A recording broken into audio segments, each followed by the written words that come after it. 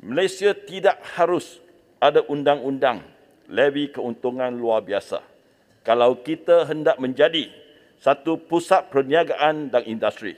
If we want to be one of the world's center of commerce and industry, we must not have this windfall tax dengan izin. Ini adalah kerana isu cukai ini mesti ada kepastian. Jika tidak, pelabur-pelabur akan tidak ada keyakinan tentang negara kita. Kita tidak boleh sewenang-wenang atau tiba-tiba mengenakan cukai ke atas mana-mana industri. It is dengan izin short-term gain but long-term pain. Saiz ekonomi Vietnam telah pun melapasi ekonomi Malaysia.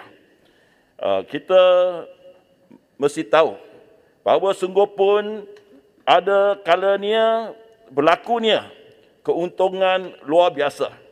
Tetapi bagi peniaga-peniaga dan pengusaha-pengusaha juga kerap kali berlakunya kerugian yang melampau, catastrophic losses, hinggakan perniagaan mesti ditutup dan kerugian sepenuhnya pelaburan mereka. Ini berlaku lebih kurang setiap 10 tahun sekali. Kita tahu ekonomi krisis tahun 1987. Kemudian krisis ekonomi 1997. Dan kemudian tahun krisis ekonomi 2008 dan sekarang tahun 2009 hingga hari ini. Yang krisis yang menyebabkan banyak pelaburan hangus terus. Oleh demikian, jika pun berlakunya kadang-kadang keuntungan luar biasa, pengusaha-pengusaha itu harus dibenarkan untuk menikmatinya. Kerana untuk mendapat balik pelaburan yang hangus apabila berlakunya krisis ekonomi. Sebagai contoh, Datuk Seri Yang di-Pertua ramai menyatakan pengusaha-pengusaha industri sarung tangan, love industry, untung banyak dalam masa pandemik COVID-19. Sebagai contoh, kita nampak Datuk Seri Stanley Tai yang menerajui Supermax Corporation Berhad untung banyak. Tetapi ramai tidak tahu syarikat beliau tahun 2009